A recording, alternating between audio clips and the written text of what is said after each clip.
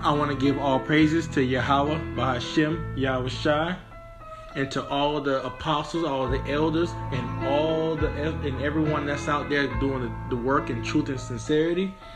And today I had I guess an epiphany. I mean, I've been looking around trying to figure out things, listening to the classical music, and how I come to this actual subject was we always need to go back and start at the beginning. We got to get some of the milk.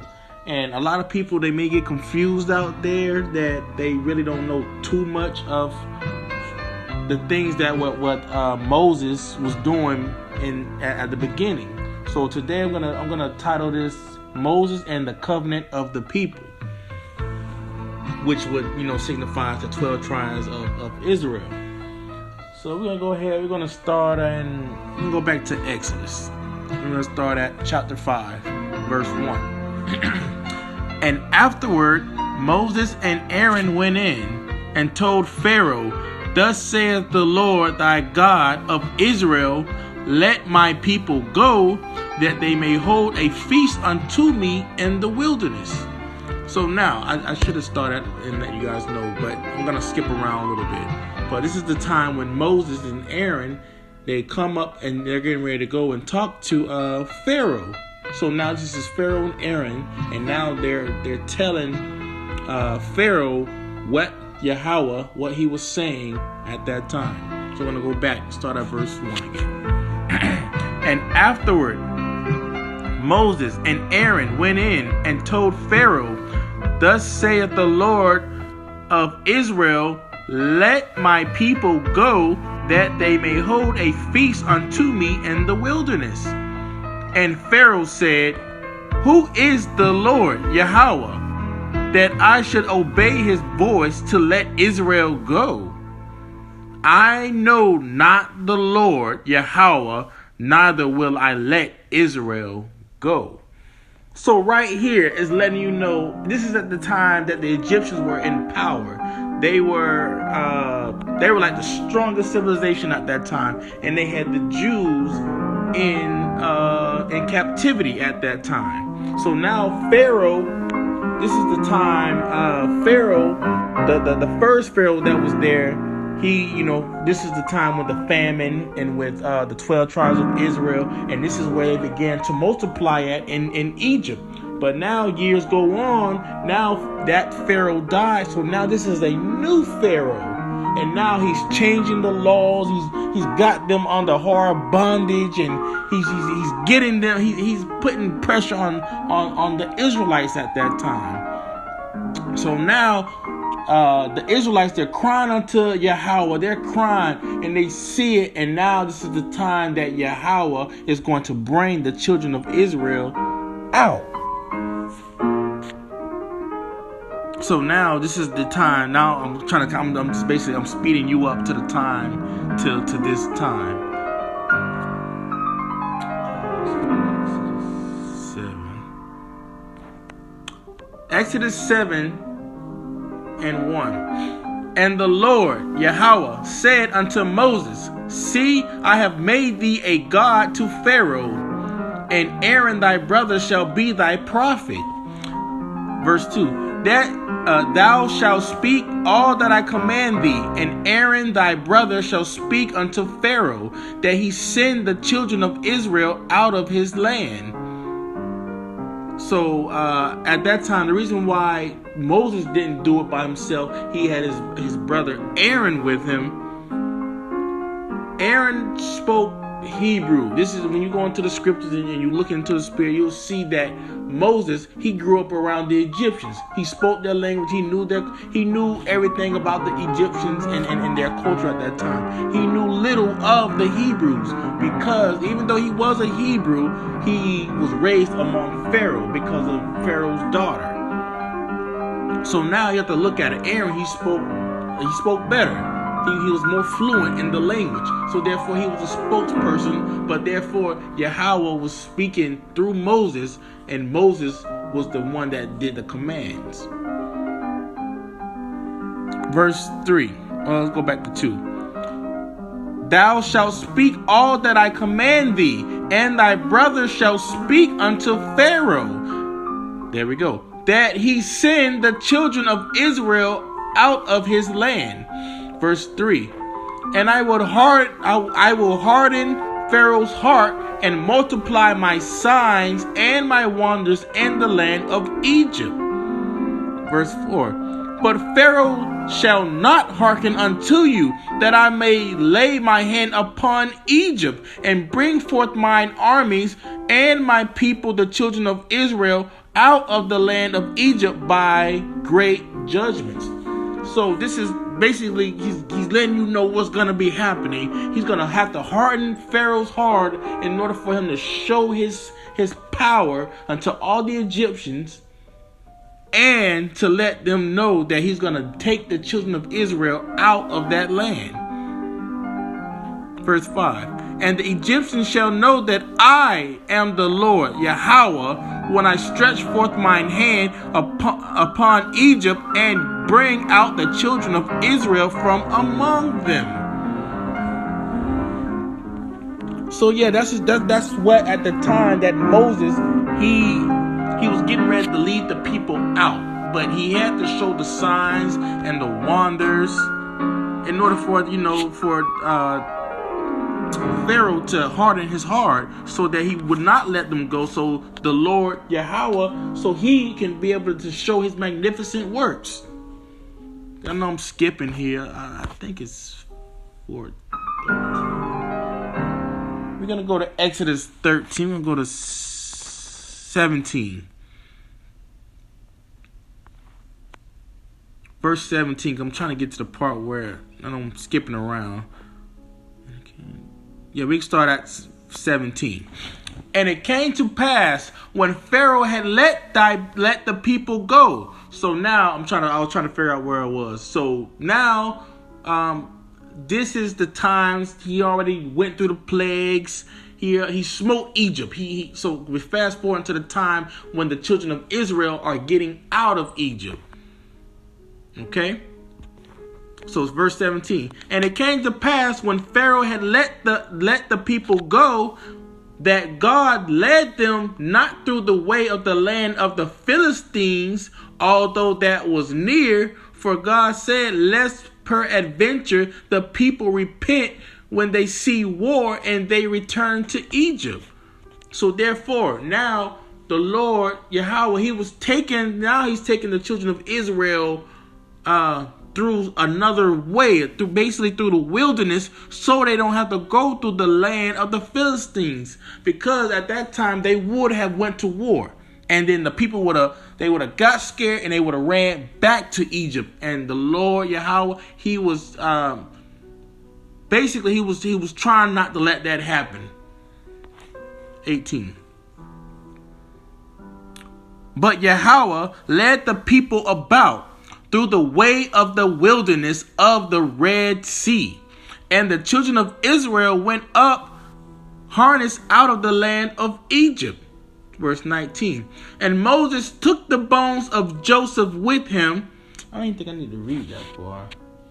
Yeah, I didn't read all the way down. And Moses took the bones of Joseph with him, which is meaning the children, all of Joseph. For he had straitly sworn the children of Israel, saying, Yahweh will surely visit you, and ye shall carry up my bones away hence with you. Verse 20. And they took their journey from Succoth and encamped in Etham and in the edge of the wilderness. So now this is the time they're in camp now. They're getting ready to settle down, and they're right at the edge of the wilderness, which is in Etham. And the Lord Yahweh went before them by day in a pillar of a cloud to lead them the way, and by night in a pillar of fire to give them light to go by day and night. So now you got to think about it. This is in the ancient times. They're in the wilderness. There's no light. It's probably getting ready to get dark.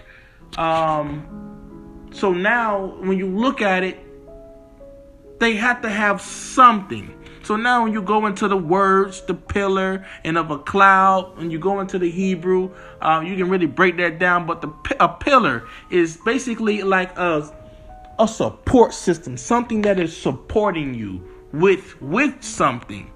So now it's telling you with a pillar of a cloud. So now you have to figure out that support system of a cloud. So now you have to figure out what is that cloud. So I got a couple of precepts I got right here. I believe that's Jeremiah 4:13. And we're going to explain what that cloud is. No, Jeremiah. Okay, 4:13. Behold, he shall come up as clouds, and his chariots shall be as a whirlwind. His horses are swifter than eagles. Woe unto us, for we are spoiled. So now it's letting you know that the clouds and his chariots. And another precept. I got two more. It's in Psalms. Let's go to 68. Let's go on 34. Psalm 68:34. Ascribe ye strength unto God, Yahweh, power. His excellency is over Israel, and his strength is in the clouds.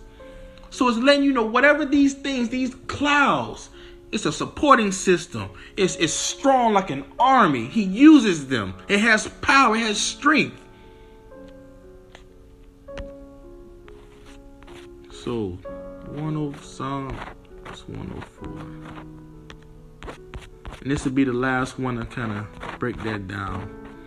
If you got eyes to see, ears to hear, you're going to be able to get it. Psalms 104:3. Who layeth the beams of his chambers and the waters? Who maketh the clouds his chariot? Who walketh upon the wings of the wind? So now, when you're looking into the spirit, and now you have to look at into today's time, that'll be your so-called UFOs. They're big. They're shaped they're round as a cloud. So therefore, this is wisdom now. This is the time that these people, they don't know what they seen on top of them. They just see this big cloud up above them. A big circle, as if when you see an actual, on the videos, but how they portray it in the movies, a so-called UFO. Look at the shape of it. It's big as a cloud. So therefore, the reason why it's in this Bible and it's described as a cloud, because they didn't know what it was back then. This is something that looked so futuristic to them that they had no idea. They had no knowledge of what this was. They just know that it came and it had light, and for the light in the day. Let's go back to that. I believe that's I just read it. Exodus 13.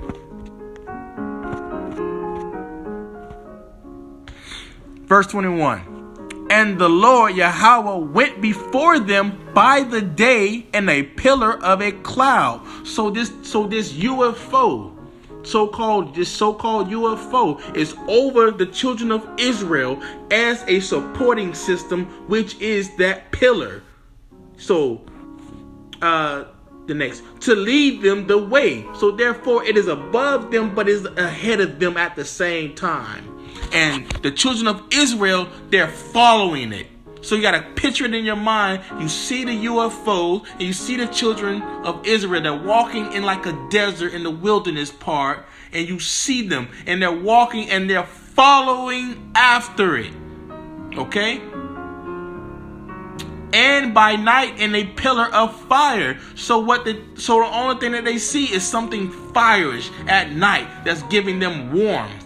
Because it's going to be cold at that time. So therefore they were warm underneath this big cloud. This so-called UFO.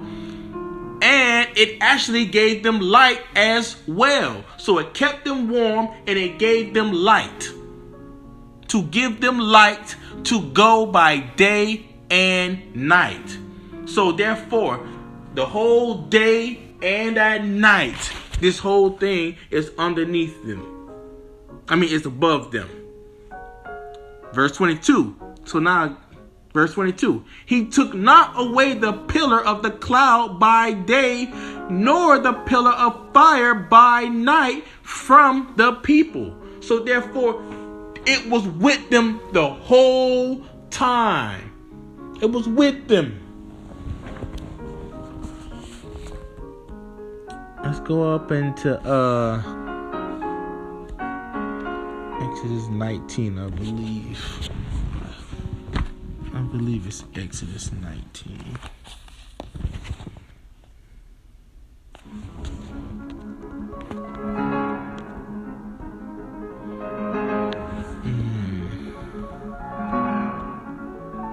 Let's start at 19.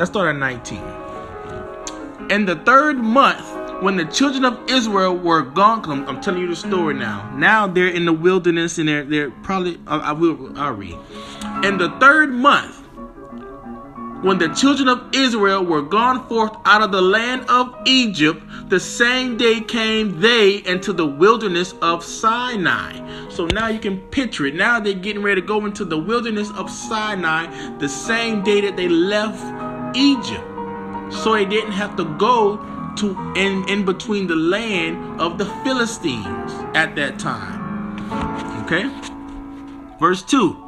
For they were departed from Rephidim, and they were come into the desert of Sinai, and had pitched in the wilderness, and there Israel camped before the mount. They camped right before the mountain. All right? And Moses went up unto God, Yahweh, and the Lord Yahweh called unto him out of the mountain, saying, Thus shalt thou say to the house of Jacob, and tell the children of Israel. Okay? So it's now letting you know that it's Moses. Now he's getting ready. He's walking while Israel is camped all in the wilderness. Now you have Moses is walking onto the UFO. Verse 4. Ye have seen what I did unto the Egyptians, and how I bare you on eagle's wings and brought you unto myself. So now this is Yahweh. He's speaking unto Moses. Now, therefore, if ye hold on. This is Moses went up and this is Moses talking. Now, therefore, if ye will obey my voice indeed and keep my covenant, then ye shall be a peculiar treasure unto me above all people, for all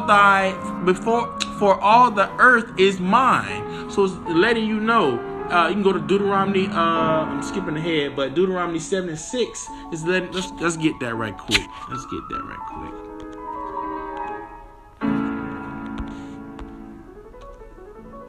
For thou art an holy people unto the Lord thy God. The Lord thy God hath chosen thee to be a special people unto himself above all people that are upon the face of the earth. So right there, that's another precept right there. That's letting you know that the children of Israel are the chosen people. Out of all the other nations on this earth, they are the chosen people, which are